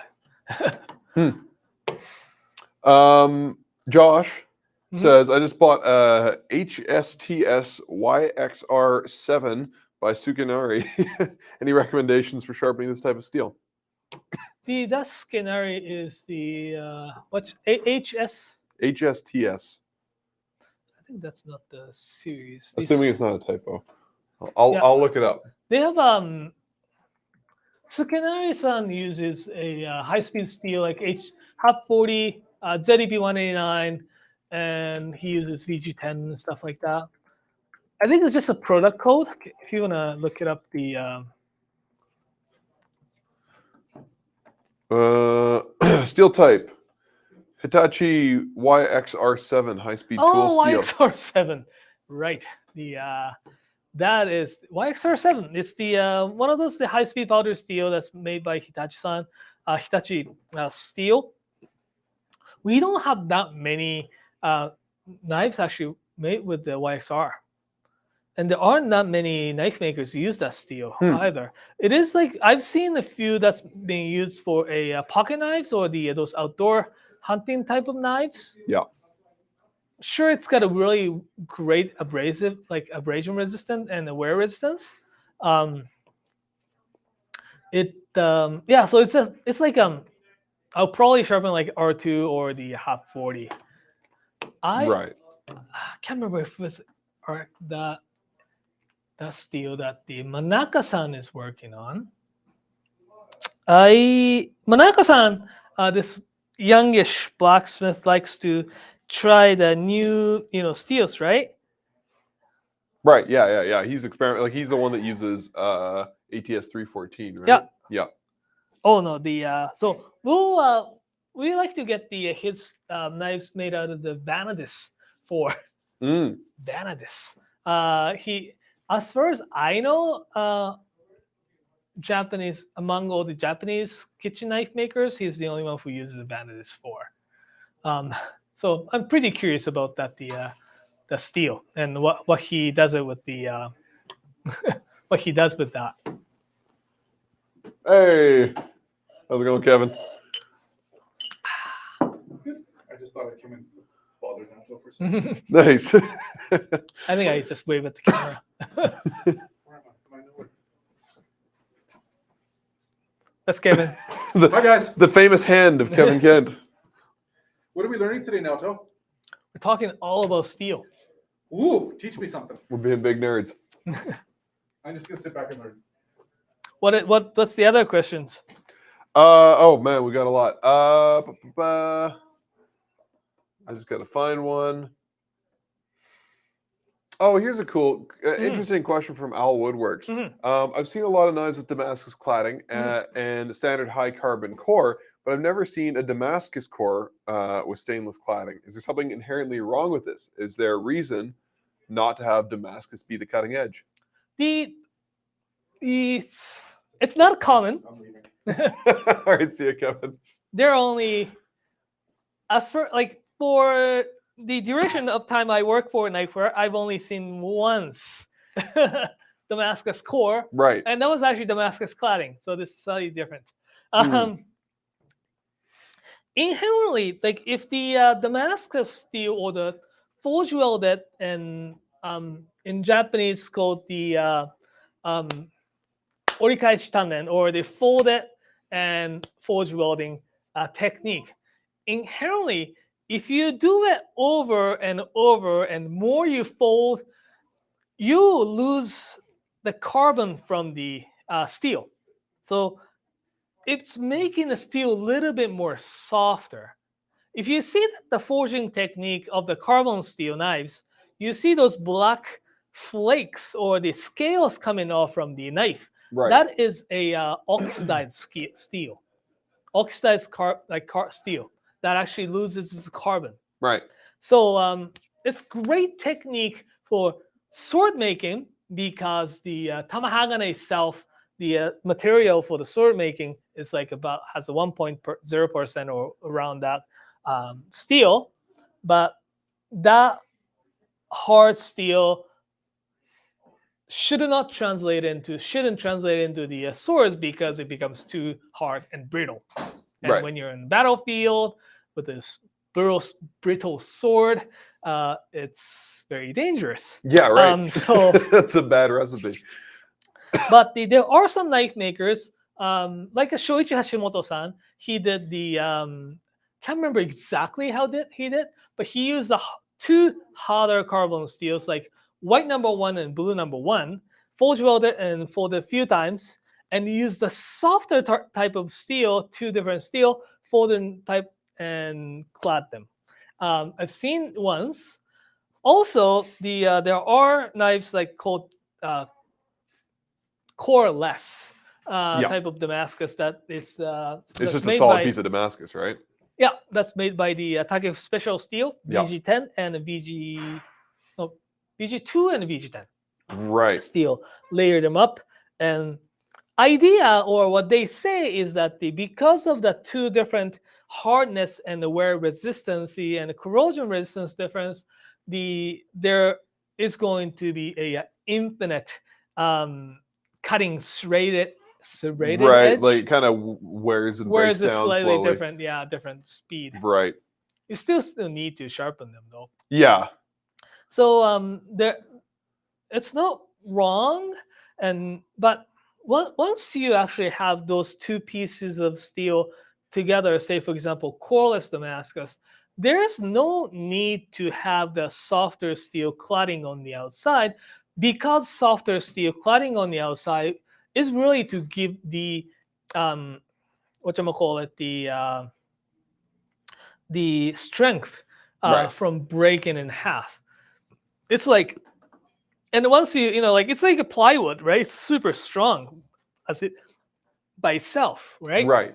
So it doesn't need the cladding for the coreless Damascus Oh, interesting. knives. It would be more expensive though, wouldn't it? Because you're using a lot more of the high quality steel. Yeah. Like I feel like I know this isn't the reason samurai knives are made with softer steel on the outside, but it's certainly an advantage to them that you're using softer steel, which I imagine is going to cost less than the coarse steel. So it brings down the price of the raw materials. Absolutely. Like that's why one of the reasons why the Honyaki knives are more expensive. Right. Well, one of our Ottawa customers, Rob, had a very generous offer. Says Naoto wants to experiment a bit, prep a few knives a couple of different ways, and send them to me. I'll work them up in a good metallurgical microscope and return them with a lab report to the Ottawa store. So if we ever want to do some, because we have a whole bunch of identical Santokus made with the same steel. That's very interesting. That's very tempting, and, Rob. yeah, I have Rob's email, so if you want to take him up on that. Well, yeah, let's work on. Let's Yeah. come up with a list of things that we want to do. And yeah, thanks Rob for the generous offer. So, Yeah, that's awesome. That's awesome. We just got a few more questions. If anybody else has any more, we got a little bit of time left to pop them in, but we are getting close to the end of the show here. And if I missed your question, just let me know. But I do have a few down at the end. Grant just thinks you need a microscope. Rob Carson actually talked to me about some USB microscope cameras that you can use last year, so we need to get one of those for the show, I think. Yeah, lots of great discussion going on. Here we go. Marcel Serena is asking, what does Naoto think about shirogami knives from Nishida-san and his house forging process? So Nishida-san is the Daisuke Nishida-san is the this very youngish. I think he's like in the 40s, blacksmith. But he's like super old school, right? Cool. He is a solid believer of the carbon steel knives. He does not like to use any stainless steel, and also he does not like to use any of the pre-laminated steel. So we've had his knives before. It's really well made. His bevels are really nice, and there aren't much low spots on his knives. He has done. I've seen his work by using the pure nickel. He made actually nickel Damascus in house. It was just crazy. Oh, cool! That's insane. But his works are fantastic. I love how he thinks about philosophy about his knife making. Beautiful finishes always. I'd love to actually get his knives back sometime. Basically, yeah. We do have his not apprentice anymore. The Sakai-san. He has the knives under Hinokuni branding in Kumamoto. Yeah. That's Nishida-san's. Nishida-san was basically a teacher or the master, and Sakai-san used to work there. Right. And the way in which that the Sakai-san makes his knives are very similar to the Nishida-san does. Yeah. Those Hinokuni knives are really nice. But Nishida-san's knives are really, really, really nice. Cool. Yeah, I would love to have his knives back, but because he's doing everything by himself now. Yeah. We won't be able to get the quantity. Right. Well, these are really good questions. Speaking of steel, Devin is asking, hi, Naoto. I've got a Fujiwara Maboroshi Nikiri and a Mizaki Gyuto, both made with white steel. The Mizaki doesn't hold its edge anywhere near as long as the Fujiwara. Why is this? And then follows up, just says, is it specifically from the heat treat, the grind, something else? One is heat treatment. Well, first of all, the Fujiwara-san uses especially Maboroshi line, he uses white number 1A carbon steel, which inherently has a little bit more higher carbon percentage, makes the edge a little bit more harder. The two, his way of heat treatment, when he heat treats his knives, especially the quenching process, he uses pine charcoal to actually. Pine charcoal does two things: to prevent the carbon from getting out of the steel, and also adds tiny bit back in the steel, so that makes the edge a little bit harder. And his way of the tempering is it's very whatchamacallit, not old way, the very traditional way of sword makers. Mm. They they have a forge, and he puts the knife like this and and put the water. Oh, so So he's not plunging it into water. no. The Oh. put the water like the dips the finger in the water bowl and splash the water on, Yeah. and how fast it evaporates, he can tell that the temperature. Oh, I see. Yeah, but this is the this method is fantastic, and a really classic way of doing it. But often, lots of knife makers now these days use the either oven Yeah. or the oil to temper them, Right. and that way the it gives you a little bit more ductility, so it's less chippy, Right. but it loses its hardness as well. Right. So Gotcha. that is a little bit of difference in the hardness, and that is probably enough to make it noticeable difference between the Fujiwara and the Mizaki. Interesting. Okay, cool.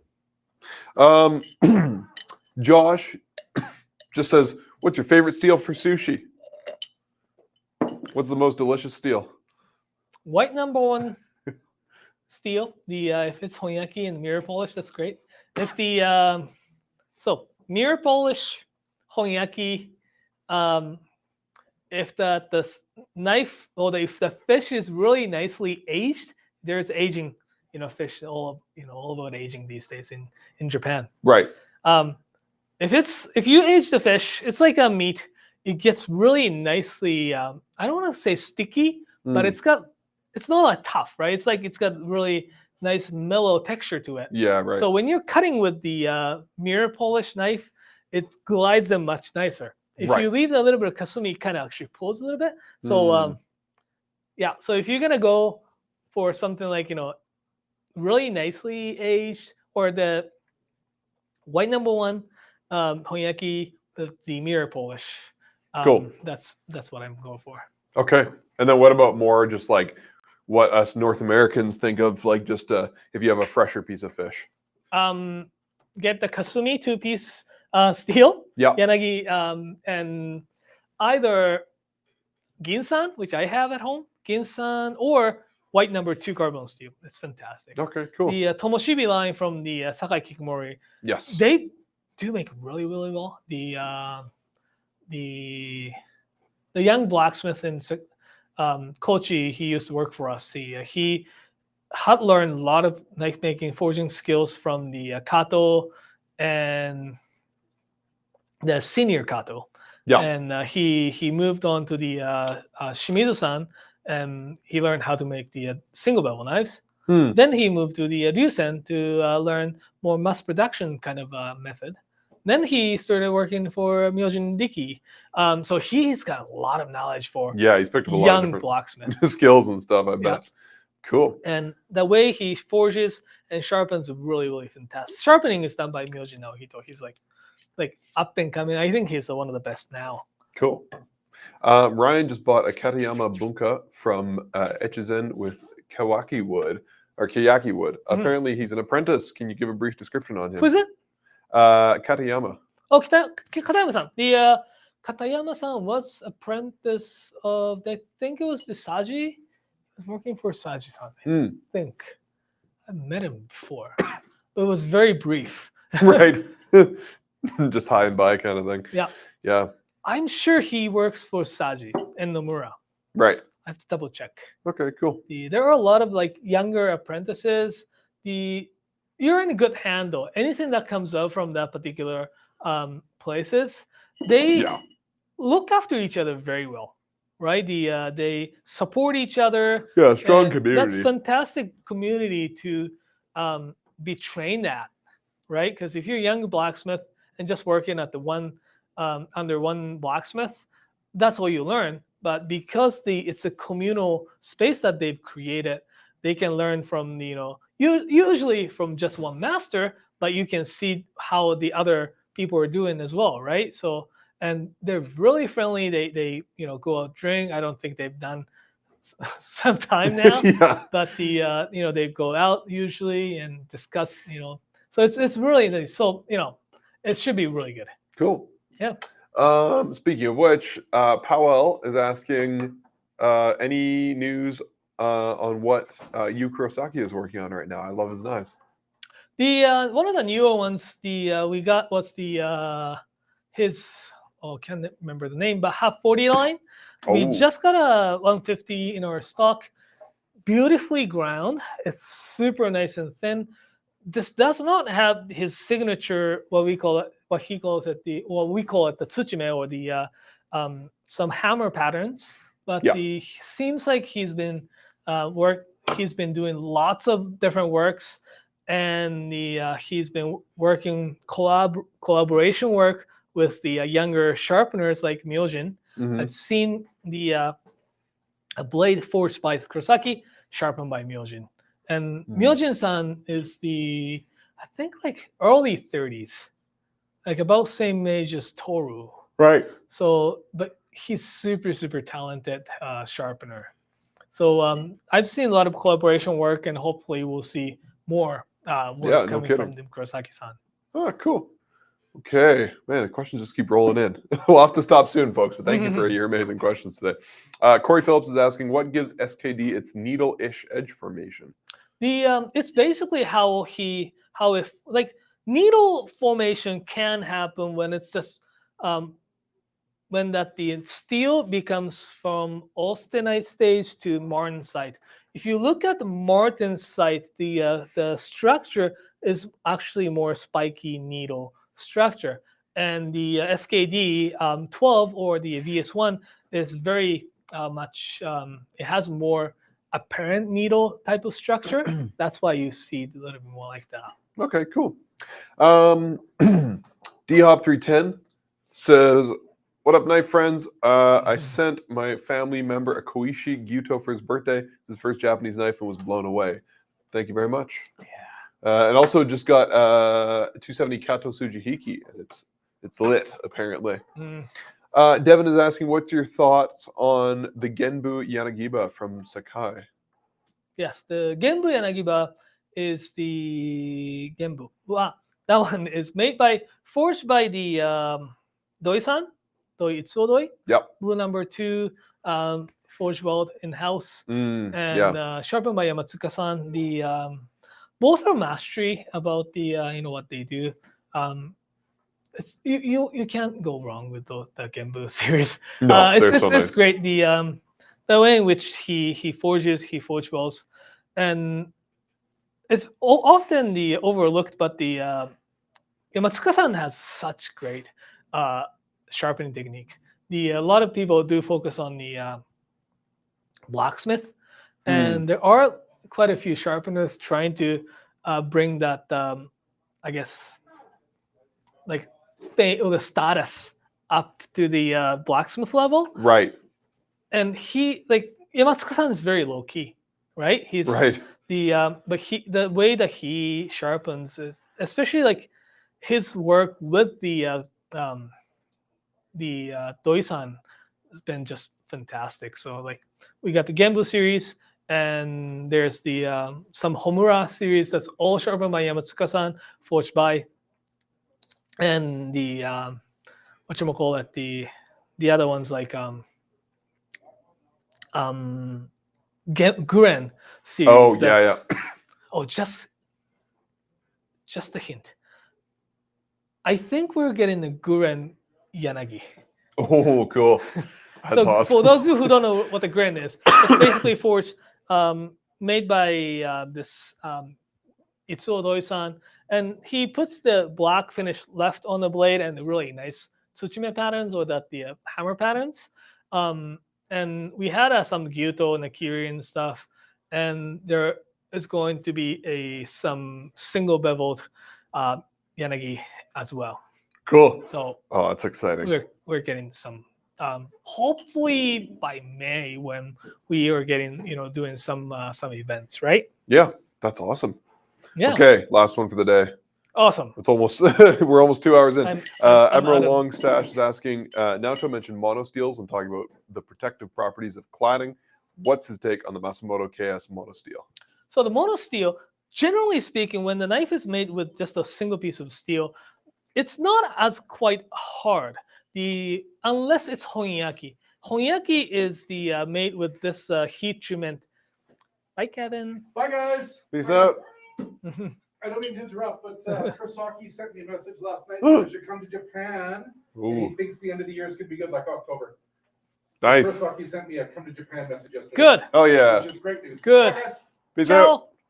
So, back to where we are.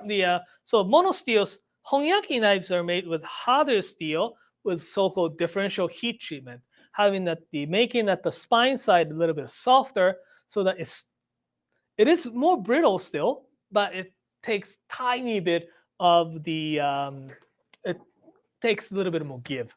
Where the softer steel, other monosteel pieces are made with a little bit more softer steel. Generally, Rockwell hardness about 50 up to 58, which is fine. It takes really good edge, and often those knives are super thin.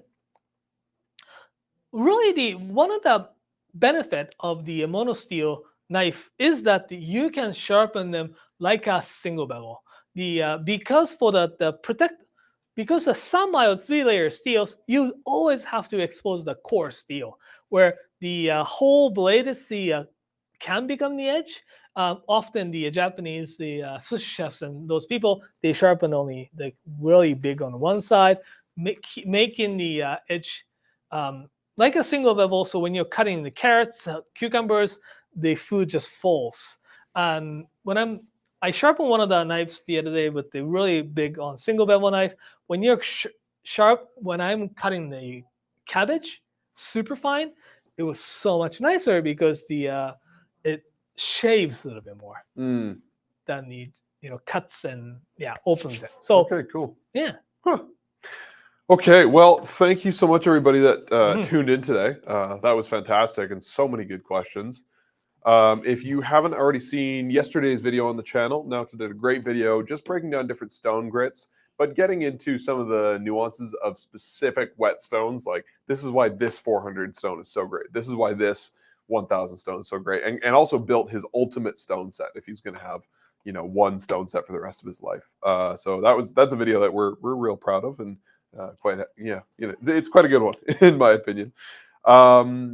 If you have more questions around this kind of stuff, you want to keep learning, we'll be back next month with Naoto's Nerdy Power Hour, probably the third week of March. We'll take a little break for the rest of February, but we'll be back on March 7th with episode 9, I think, of Sharp Knives Rock. We're going to be doing some culinary Olympics. It's going to be pretty fun, and probably one of the goofier episodes we've done. So if you guys want to see some former chefs making fools of themselves, and also Naoto, tune in then. If you want to see more of Naoto's work and see some really crazy repairs, including a very bent knife that he fixed recently, you can check out Naoto's Instagram at NaotoKW. If you want some of the more kind of unusual knives and steels that we talked about today, stay tuned for the Knifewear garage sale in May, because this is something that a time of the year where we bring in all sorts of unusual stuff and exciting new steels and makers and all sorts of fun stuff. One last question to finish up. Corey's asking, is the Yamatsuka sharpener and Yamatsuka blacksmith related? Both seem to work in Sakai, with Sakai Takayuki and others in Sakai. I couldn't remember. They definitely has the same last name, Shogo Yamatsuka-san and Mitsuo Yamatsuka-san. Maybe there are a lot of people that knife making world that has the very similar same last name. Sure. Like Kamura-san. There are 2 Kamura-san that we know. There are 2 Aoki-san, and those 2 Aoki-sans are related. Right. Those 2 Aoki-san are related, but in Japan, it's very interesting. If you are from one particular region of Japan, there are some very some last names are really common. So, like, for example, like if someone has particular last name, to that particular region, we could say, hey, you must from that, Right? You must from there. Right. Like in North America Right. too, though, right? Like, totally. Irish or the Scottish and those last names, or like more Eastern European, that kind of stuff. Yeah, But even in Canada, you can tell if somebody's probably from Quebec because Yeah, they have a French last name. yeah, but in Japan, it's like that, right? The your last name is okay. So that can be true in that region. Okay, cool. Interesting. Anyways, that's trivial. Cool. Well, yeah, thanks again for tuning in, folks. If you missed the beginning of the episode, I highly recommend you go back and watch it. There's some great information throughout. Thank you, Naoto. Yeah, and go check out his video from Monday. Anything else you got to say before we go, Naoto? Well, I think it's good. The thanks for watching. The yeah, like I love. If you want to know more about like how to sharpen specific type of knives, just leave it in the comments so that we can talk about it in the next episode. Yeah, absolutely. And don't forget to like the video that you are currently watching and subscribe to the channel for more stuff like this. We got monthly live streams and weekly videos. All right, thanks everybody. Have a great week.